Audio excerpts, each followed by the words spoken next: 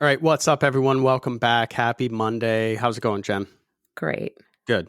So we're going to skip opening takes today. We decided to just rush through. So we're talking about speed today. And so we want to just get to the point, right?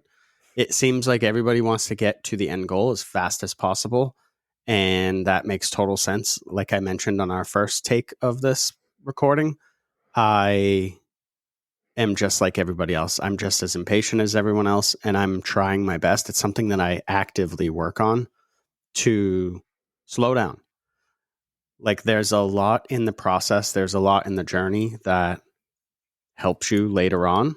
And if you rush, I think you're going to shoot yourself in the foot, for lack of a better term, and fall flat, right? Or fail.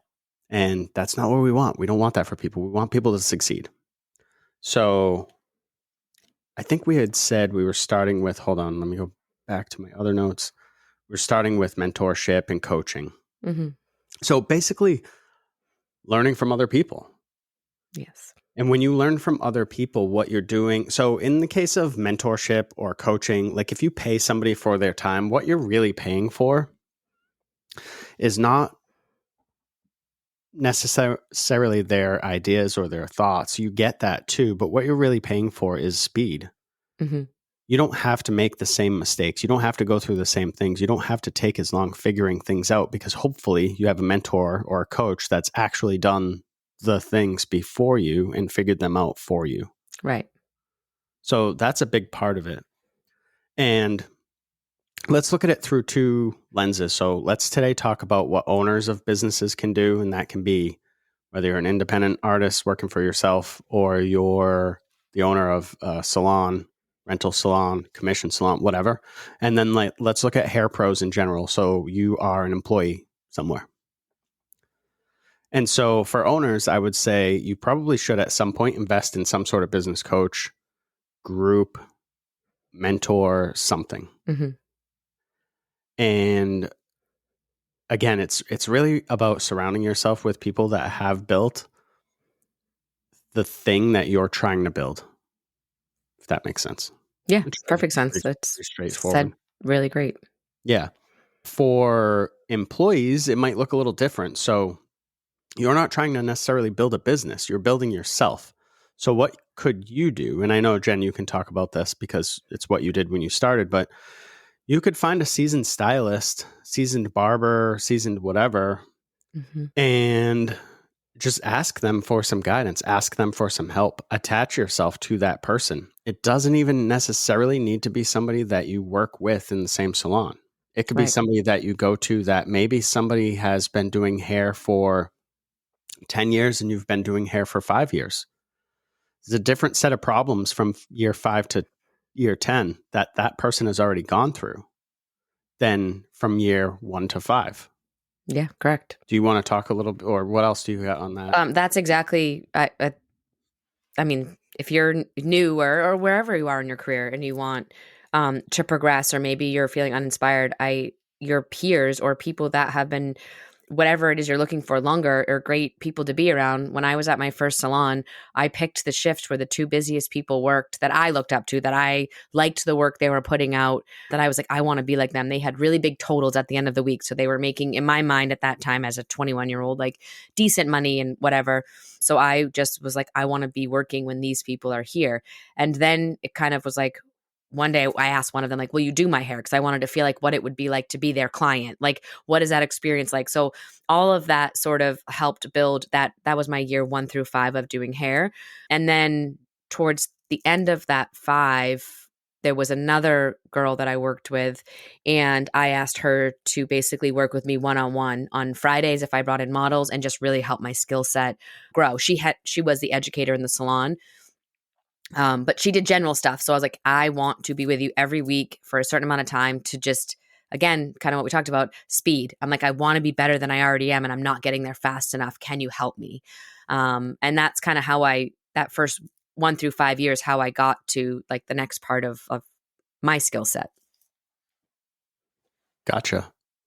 So what about before we even move on, or maybe we should have started with this. I'm not sure. What about defining what your goal actually is? That's probably a good place to Yeah. start. So if you're trying to get there as, quote unquote, as fast as possible, what do you mean? What is there? Where are you trying Right. to get?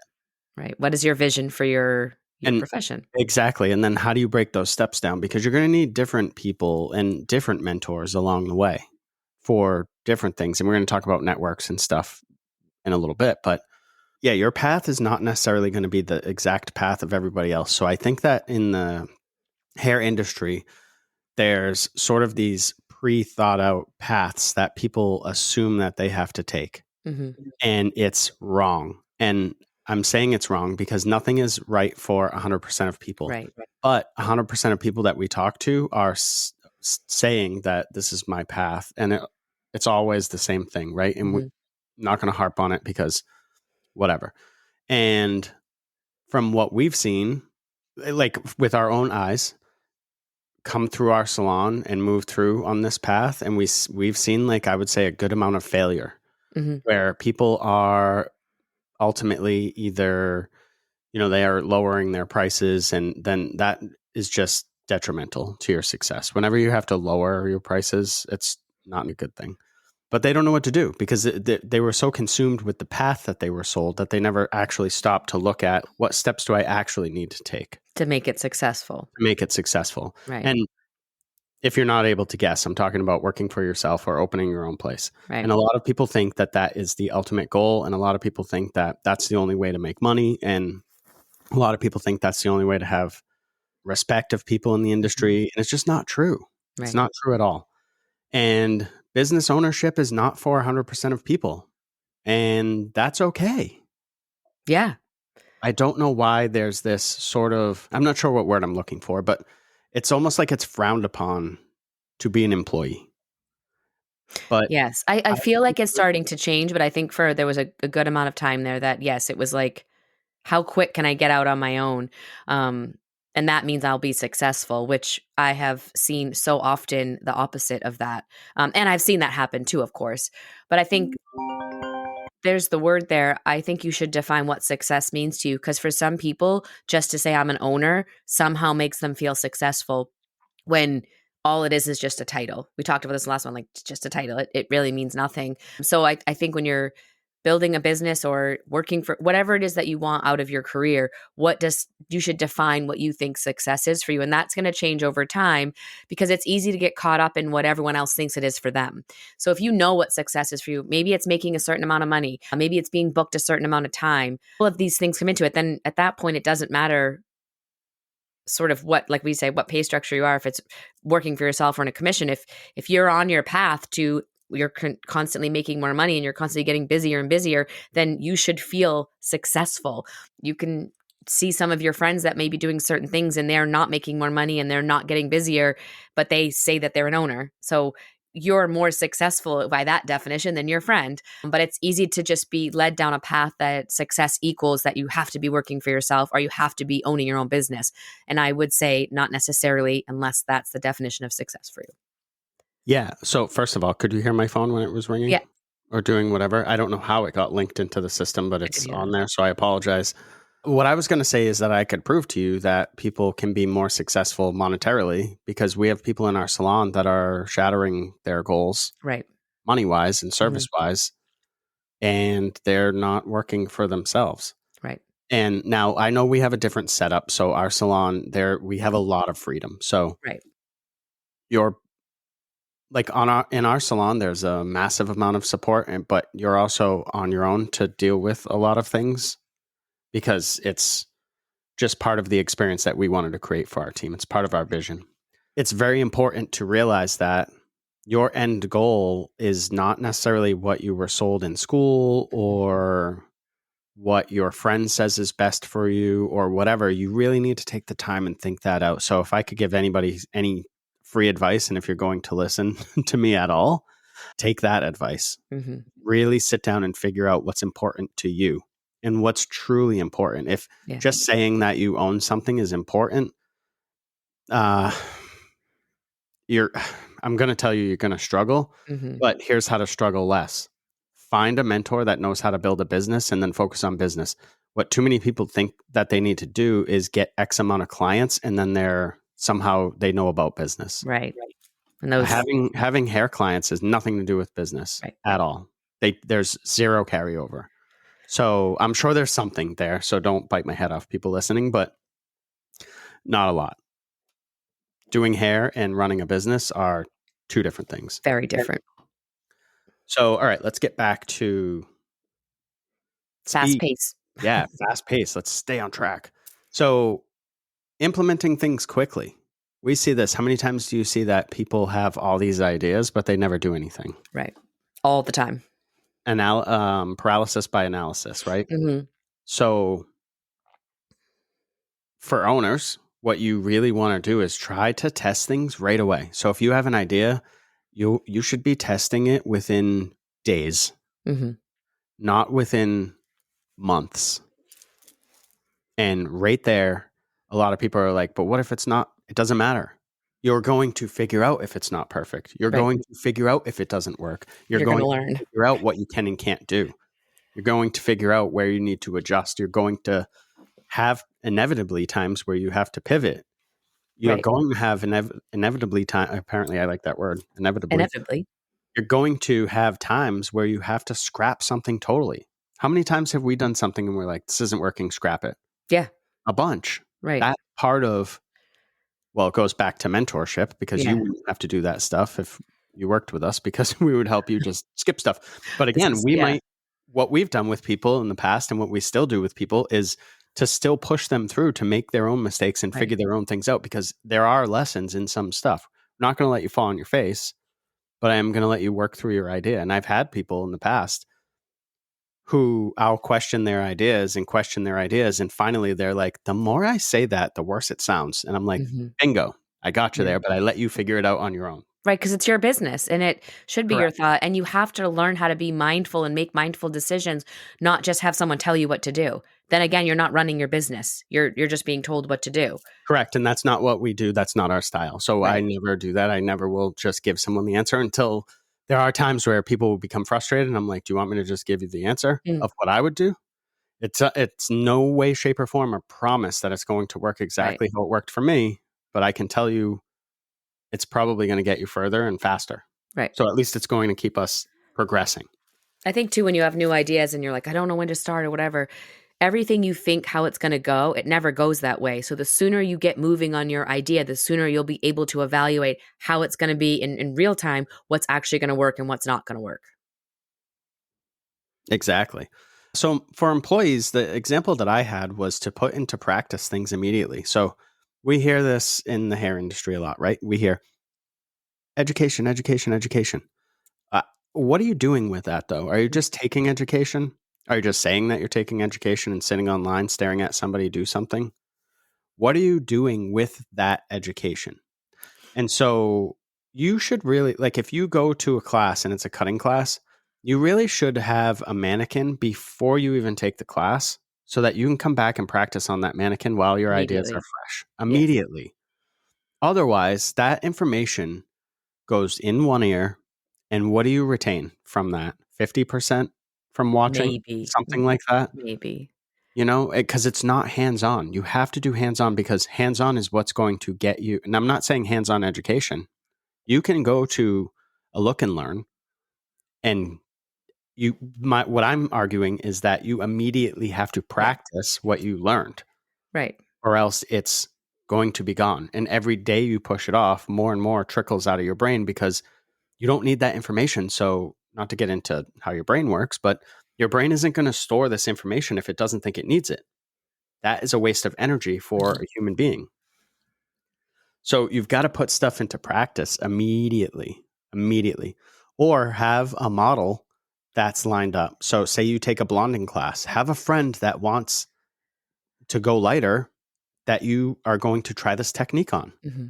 Then go take the class, and then immediately the next day, go implement that. Mm-hmm. Go try it. Go do your best. And you're going to find that you retain more. You're going to find that you move faster, and you're going to find that you progress far more than if you just sit on the information sitting on your hands, because you need action. You got nothing. Okay. I'd say hands down on that. There's really not much else to say. I say it all the time, and What the I heck? guess I could add is I'm perfect.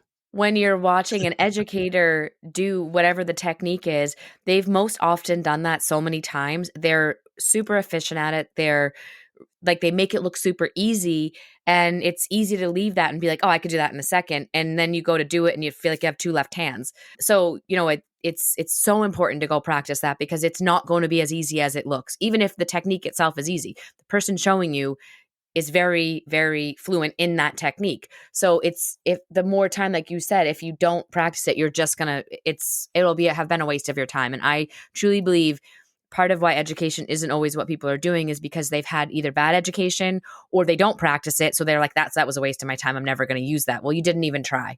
That's just plain and simple. But if you want to get technically better faster, you need to go to these demos or watch your videos. But then, like you said, practice on mannequins or real people right away. And you will see yourself progress really quickly. Yeah, there's no way around it. You can't progress with it without it. It would be like when I owned my gym and I told people, just go watch videos of people squat. Your squat Yeah. will improve. Nope. Your squat only improves when you squat. Yeah. So let's move on. Let's talk about risk taking. Okay. So obviously in business, we're looking at speed. You don't want to take like unnecessary risks. You don't want to be reckless. Right. But there are times where, and we touched on this a little bit with implementing quickly, is you have to just move. Like you have to not get caught up over analyzing every single decision. You can come back and adjust things as you go, but you need to still be going. So that's what I would say for owners, Yes. right? So you need to sort of say you have this process in your business, just get it going and then perfect it. So Right. minimum viable product is something that I was trying to come up with in my head there. Minimum viable product is something that you can bring to the market, you can bring to your business, and you can launch it like it's good enough. You know full well and good that it's not perfect. Right. But you also know that if you don't start, you're never going to start. Right. So you have to get something out there. It's like when a lot of businesses start, like when we started, we got a website out there. It wasn't the best website, but we needed a website. So we got a website out there and then we went back and we were like, how can we improve this website? Yeah. What do we need to do to take this website to the next level? That's a great example. For employees, I would say taking risks, it would be stepping outside of your comfort zone. So it would be exploring, say you're somebody that's new in the industry, because I see this way too, like I see this too much and I disagree with it. And I think people are setting themselves up for failure maybe, or shooting themselves in the foot, but they want to specialize as quick as possible. Like, just got my license. I'm going to specialize in this now. I'm only going to do only this. And I'm like, okay, well, you're leaving a lot of potential on the table because you don't even know what you like or dislike. Right. You don't know what you're good or bad at because you're bad at everything, to be honest with you. And you might not be bad, but you know what I mean? Like you're Yeah. not very good. Your skill set's very low level when you come out of school. So Yeah. it's equally low level on all the things.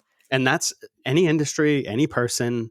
I guess once in a while, you're going to have a phenom. You're going to have a Tiger Woods that just like at 3 years old was amazing at golf. But odds are that's not you. Odds are you're going to struggle in the beginning. So what I would argue you should do is expose yourself to all the things, even the things that you're uncomfortable with.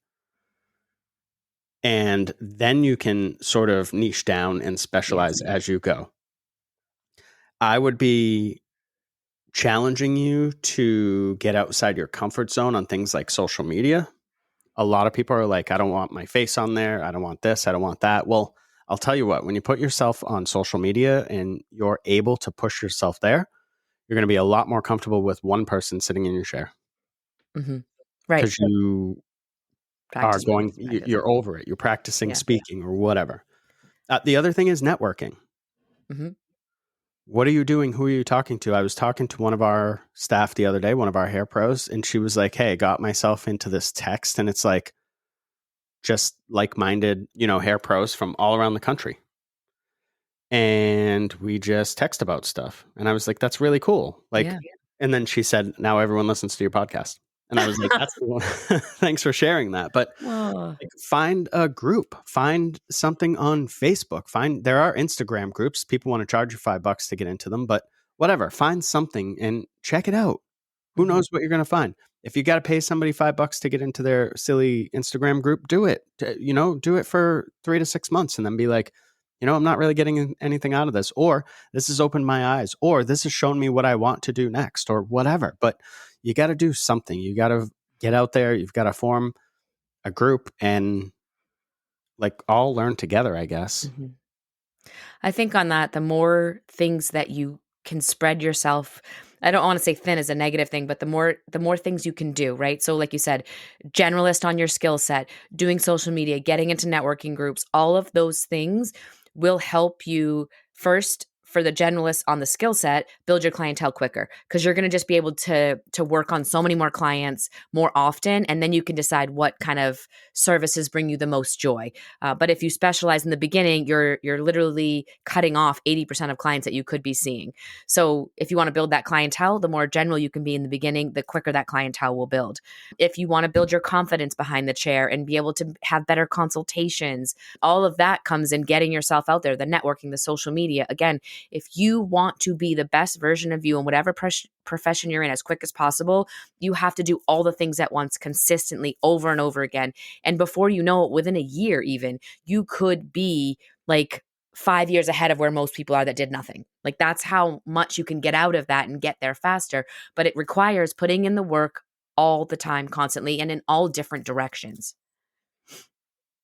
Yeah, I have 2 quick points. So if you look at obvious ones would be for hairstylists, not necessarily what you think of with barbers, but you have coloring and cutting. Now, you might want to do just coloring or just cutting. That's great. But if you do both in the beginning, it's going to make you better at the other. So for example, if I know I am going to cut the hair a certain way and the hair is going to move in a certain way or react in a certain way, then that's going to teach me where I should place my color and Right. vice versa, right? Yes. So The vision is you can yeah. you can double down basically on your speed, like you were saying, and you're not cutting off the clients, and you don't know what you don't know. So I don't Yeah. know why people are so quick to do that. I think specialization is a luxury that you are opened up to after you've put some time in. Yeah, I would agree. I think everyone should look at it that way. And the second thing that I was going to say, the second point was, I tell people all the time, the fastest way to not reach your goals is sit in the break room. Mhm. And we've had a lot of people in the past at our salons that they're just in a rush to get to the break room. You had it at your last salon too, not even just hello, but you had people that would run and put the color on the client and then run out back. Like for some reason, there was something about the break room. They just Yeah. loved hiding back there. And That gets you nowhere quick. that mindset, yeah, like you're not like, what are you doing? You're just playing on your phone. That's not making you better. That's not getting you to your goals faster. No. That's not doing anything positive for you. It's not leveling So, up a darn thing. no, chilling in the broke room is not that. That's like, Don't do that. go eat there. You don't need to hang out there. Like Yeah. go eat your lunch or whatever, or have your snack or drink your coffee. And I'm not saying if you have a stressful, crazy, busy day that you might not go decompress there, but I'm talking about the habitual people who their goal was to just like do nothing, and they're not at our salon anymore, so it doesn't matter. But either way, let's talk about systems. So you really got to get the inefficiencies, I guess, out of your way as fast as possible. Yes. So what does that look like for a business owner? That looks like putting systems into place. So you don't have time to be doing manual bookings. It should be something that's online. I know, sorry to pick on you, Jen. It's something you struggle with. But yeah, sorry. It is what it is. But you don't have the time to be sitting there booking your clients' appointments. They should be able to do that on their own as adults in your booking software. You don't have time to be going over, like, say, for example, marketing. You don't have time to reinvent the wheel every month. You Mhm. have to come up with a plan and a system and then execute on that plan and that system so that you can continue to progress. Because if you have to come back and say your marketing is blogging, you're like, I want a blog heavy salon and I'm going to put out a ton of content to support the blog and whatever, 3, 2, 1, go. So you start going through and every month you're recreating the wheel and you're sitting down, you're spending hours trying to come up with what blogs you're going to post and what topics people want to hear about. You should really have a system. You should really be sitting down and doing that stuff once and then having like a format Right. or a workflow for yourself. That's what we do. So we have like a marketing agenda that we sit down and I have through, I don't know, April, March, May, whatever. I have the topics for those ahead of time. Right. And then I have a format for what the blogs are going to look like. So when I sit down to write them, I'm just writing them. I don't have to spend all Mhm. this time being like, what am I going to write about? What are we going to do?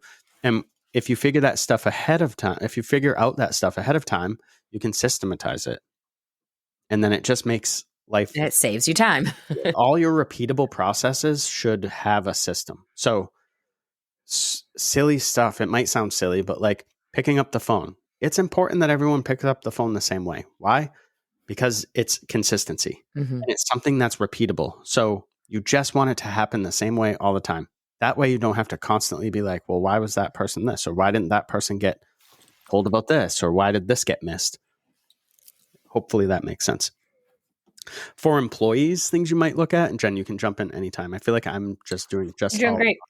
I am adding my little tidbits. For employees, you might want to look at stuff like your consultations. Like maybe have, if at our salon, we have training. So we go over consultations and what they should look like. And then we allow everyone to put their sort of mark on it, put their Mhm. spin on it, because we believe in collaboration, but also the individual and the creativity and the art that goes into it. So, And having fun. and having fun. Yes. So you really should figure out your consultation process and get that to where it's looking the same all the time. So you're Mhm. not coming in and you're like, what should I ask this person about? What should I do with this? Where is this? What do I Right. say? You only need a few key questions to really get that consultation on point. Yeah, exactly. But have those. Right. And that might not be as obvious for people starting out, right? Because they're nervous. They're already Right. thinking like, so I know for a fact, because I've seen people do this and people listening, you're probably going to chuckle or you're going to be offended. Mhm. You have a client call or you have a client come in for a consultation or you have someone send you a picture or whatever. What's the first thing you do? Start fucking formulating your toner, Mm. don't you? You don't even know what the person wants. You don't even know what their hair's going to lift to. Mhm. You don't even know if they're going to change their mind. You're You went wasting right to the so end. much. Yeah, you went right to the end. You're like, I'm going to use this toner on them. What do you think?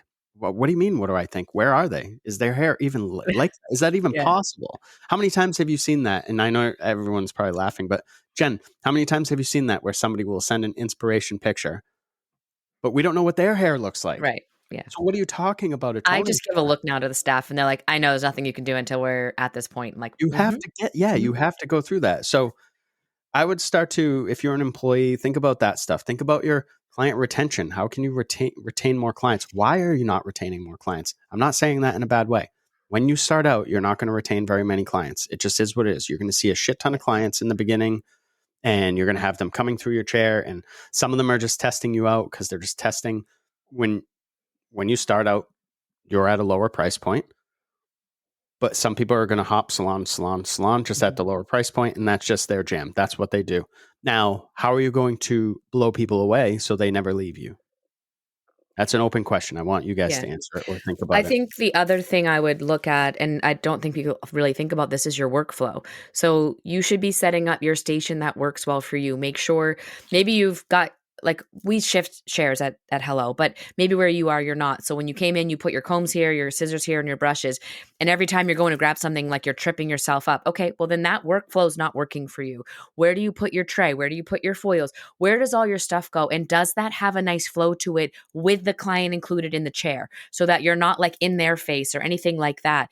It's really important to have a really great workflow. When we have newer people that come in, I'm like, we need to work at the chair with the mannequin because when you sit with a client, where is your tray? I don't need you tripping up over that. Did you grab your clips? Do you have this? And it exposes like what you're not organized about. Are your combs all in to me, they need to be pristine. They're not stained, not teeth missing. So, like going through that and making sure your workflow is professional, is leveled up, and that you can move around the client in a way that works really well for both of you.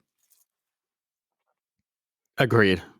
Agreed 100%. And we did that from the jump with Hello because it was not only a new salon, but it was a new space. We had gutted it and rebuilt it. So what we did was we brought in our team, our opening team, and we worked for a few days, just sort of like a soft opening. We don't know where stuff's going to be. Right. Like, let's build this out because Yeah. we can put stuff where you think it's going to work. But if it's not working there, why would you continue to do that? Right. And like, so kind of what you said, when you add new things, like you got to take a risk and you got to change things in your salon. We're adding kind of a new service type menu to some stuff we do. And we'll have a class because we need a workflow. How do we find all the stuff we need if we're going to add these services at a different level? We don't just add it on and we're like, oh, we'll just wing it. No, let's go through a class with some people and make sure everything we need to run these services at the level we want, everything's, we first, we have all the stuff we need. And second of all, is it easy and is it accessible how we need it? And what do we need to change to get there? I want to talk next about investing in yourself. So I see this a lot too, where people are like worried about the costs of things. And I'll tell you, the return on investment for a business class or a leadership class or some sort of marketing course or whatever, right, is far greater than guessing and asking random people on Facebook. Oh, So yes. I would highly suggest that you take some sort of something. And I'm talking to owners right now. So you need business, you need marketing, you need whatever. That's for sure. Yeah, and that's your fast track right there. You can go on and poll people on Facebook and who have no clue what your business is. They have no clue what your mission or your vision is. They don't align with your core values. They You like also don't know their background and you're asking random people for advice for like, it doesn't even make sense. right, and it's hit or miss because some like honestly, I don't think there's anybody out there maliciously giving bad advice, but I see stuff that I'm like, wow, if I applied that to Hello, we'd close in a week. Like that just would not work. And again, if you don't know how to run a business, you don't know what you don't know. So you're Right. setting yourself up for a longer go at it, which means you're going to need more capital to keep your business running. And when you look at a class or you look at a mentorship or you look at whatever, and you're like, I don't know if I have that $3,000, $5,000, $10,000, whatever. Okay. But it's going to cost you $75,000 to Right. fix it in 3 years. For all the mistakes that you're gonna end up Right, and all the money doing. that you're leaving on the table and all Yeah. the money that you're dumping into the wrong ideas and the wrong things, and I would just I would take the road of investing heavily in yourself. Piece of advice. For and what's that? Great piece of advice. Thanks. For employees, I would say I would go back to the practice, right? Don't wait on stuff. I would invest in Jen, you can talk about this a little bit, but tools. It's you gifted me a pair of scissors when I first finished barbering school. And I was like, I don't know if I need $1,300 scissors. And you were like, Todd, rather than go buy, a $500 pair, $200 pair, this $100 pair, right? Figure out what you like and get a quality set of tools. I'm not telling you to go out and spend $1,000. That's not what I'm saying. But what I am saying is try to figure out the things that you really need and invest in those. I see a lot of barbers, for example, are like, I need 14 pairs of clippers. Do you? Do you really? Or could you get by with 3 or 4? Like, do you know what I mean? Like it's so why not have 3 or 4 pairs that are or kick ass Right. for you than to try to have as many as possible. Well, I need all the different colors and this and that. That does nothing for you, right? So, and again, I'm talking about speed. If you want to play around, it's like if you've told people this before. Set yourself up with combs and brushes, and those are the combs and brushes you're going to use for the next couple months. Because you gotta how have do an you ever opinion on know, them. You have to you have to use them. So how do you ever know what your now? I'm not sitting here telling you that if something's miserable to keep doing it. Some stuff you're going to know right away. You hold it and you're like, I don't like this at all. Yeah. But what I'm talking about is when you're done with school, it's easy to go to the store now because you have a license and to buy all the things. Yeah. And then to be like, can I pick up another shift? I need money. Right. You know what I mean? So Yeah. like, stop doing that to yourself. I think investing in tools is really important. What I would say to somebody, like the fastest approach there, is make a list of what do you need? What's the most important thing that you should go for first? What does that look like? What is the cost? Find out what you want. Obviously, scissors are extremely important.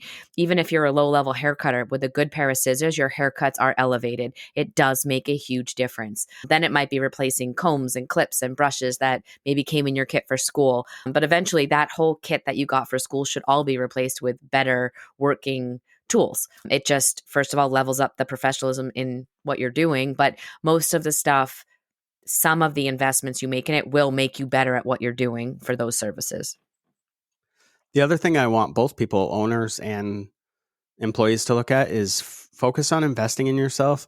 Invest in good education. Mm-hmm. Don't just take everything that comes at you. Don't just Yeah. take everything that's on Instagram. Don't just take everything that people are like, this person has a large following, so they should come to your salon. That stuff is so lame, and I'm tired of it. It's Mm-hmm. not all good education. Not all education is created equally. And not everyone with a giant following on Facebook or Instagram is good at what they're saying that they're good at. A lot Right. of it is a sales pitch, and people are trying to just get in front of you so that they can sell you kits Whatever and things, product they're trying to do. whatever product they're Yeah. trying to sell you. So something that we take seriously is education. And we look at bringing in outside educators. This year, we have a fantastic person. I've never met her, but you've talked highly about her. We have somebody coming in for a specialty class. We're flying her in from wherever she is, somewhere out in the Midwest. And it's going to be awesome. But we get approached all the time. It's a little less because I've just started ignoring Yeah. people. But we get approached all the time where people, they started out with like, hey, Todd, this person's coming in. They have 400,000 followers on Instagram. I'm already tuned out. Done. Yeah. You're not telling me anything about what this person can offer me or what Right. this person can offer my team. You're And their telling me following about matters this person. nothing. I do not care about your name dropping. Yeah. It does not matter to me. I actually find it such a turn off. When people start name dropping, I'm done, over it. True. And if I wanted to get in touch with that person, I could just get in touch with that person. I don't need a middleman. Right. So I'll stop ranting there, but invest Not in all some education is created equally. Yes, invest in some good education and then put Do your that research. immediately to practice, and you'll be far better than taking everything that comes your way. Mm-hmm. Last thing I want to touch on, we're going a little long here, but that's okay. Last thing I want to touch on is your network. Mm-hmm. So when you build relationships, it's going to open doors for you that aren't going to be open for, I guess, just on their own. You need people around you. You need a team. So for owners, you're going to need, well, we already talked about business, mentorship, coaching, and all that Mm-hmm. stuff. What about even just connecting with other owners? Yeah. So that you have someone that you're not like, I'm alone in these problems, right? Mm-hmm. And that could be a group, but it would be better to be almost in person Yeah. or a small group. Not saying avoid, big Facebook groups with tens of thousands of people, because there are some occasionally good stuff that happens in there. Generally, it's the same thing recycled over and over and over, but there are some stuff. You're going to need a network of, well, for example, what about your accountant? Now, a lot of people, and I see this in Facebook groups where people are like, I like to do my accounting on my own to save money. Okay, you're not saving money, because if you think about it, you're taking so much longer to do that stuff that you're not focusing on growing and building your business. And it's not your specialty, so you're missing out on opportunities that an accountant is more aware of. Yeah, of course. Another one that could help you is having a good relationship with your distributor or your vendor. If you use a more boutique, a more like regional style distributor, like we're fortunate enough to work with, Yep. those guys that we work with are available too much. Yeah. They're available all the time. I could text them right now in the middle of the show and be like, hey, say hi, and they would jump on. I guarantee you. I could get True. one of 3 owners on the phone right now. Yeah. And we love them for that. But my point is, they want you to be successful because you're purchasing their products. Right. Keeps them successful. So the more, it keeps, it's cyclical. Mhm. And it's like this great relationship. So yeah, do that stuff. And again, you're not going to go out and learn law. So get a lawyer. It's Mhm. a cost up front, but you chose to open a business. Yeah, And you that need goes to have for that. independent people too. What's going to happen if somebody decides to sue your little pants off? Your little owner pants, right? You need a lawyer. You're not Yeah. going to be like, "Oh, I figured that out on my own. I'm independent." Like, good luck. No. Yeah. I'm not saying now hopefully that never happens, but it does happen from time Right. to time. You hear about that stuff where somebody gets pissed off and they Yeah. want money back or they want this or that and or you mess something up. Like that's going to happen. So have a good team. 4 employees. Maybe online communities, maybe people within your salon, maybe you're forming your own network, maybe you're like getting into that text group that I heard about Mhm. recently. It's just a matter of surrounding yourself with people and then choosing if they're like-minded enough to remain around. So if you find that you're somebody that likes to watch the train crash and you can't turn away, you're going to struggle because you're going to go into these groups and you're going to see this stuff that you're like, none of this makes sense, but you're going to stay there and consume it almost as entertainment. Yeah. When what you're trying to do is build a network to accelerate you. So Yeah. To don't push get you up, not down. yeah, don't get bogged down in the wrong networks, but you're going to have to go through and hopefully you're at a salon where the owner or the management team can also mentor you and help you through. Like Yeah. what am I on year 5 or 6 of cutting hair, of barbering. So somebody coming out of school, I have 5 or 6 years on them. Right. Even some of the people at our salon, I have a few years on them. And like I said, working through years 5 and 6 are different than working through years 2 and 3. So Mhm. just find your network and surround yourself with good people. And the last thing I want to say is that oftentimes just doing the work and putting in the time is the shortcut. So, for example, everyone wants the magic pill, right? Mhm. What are you guys doing in your salon to bring in clients, right? But they don't want to hire a marketer. Sometimes hiring the marketer and doing the hard work, which is making the money to hire the marketer, is the Yeah. shortcut. I It's agree. not it's not the magic bullet. Like, what are you doing for Valentine's Day? What are you doing for specials for Memorial Day? Like, that's so low level thinking Mhm. that you've got to get yourself. And I don't mean that in a derogatory way at all, but I'm just meaning you're focusing on the lower level tasks, and you need to start thinking about building a business, something that's replicable, Mhm. so that you can move forward. And Right. that really is the speed. The speed Yeah. is just doing the things and doing them well. Yeah. And when you aren't And sure keep what to doing them. do, go back to your basics.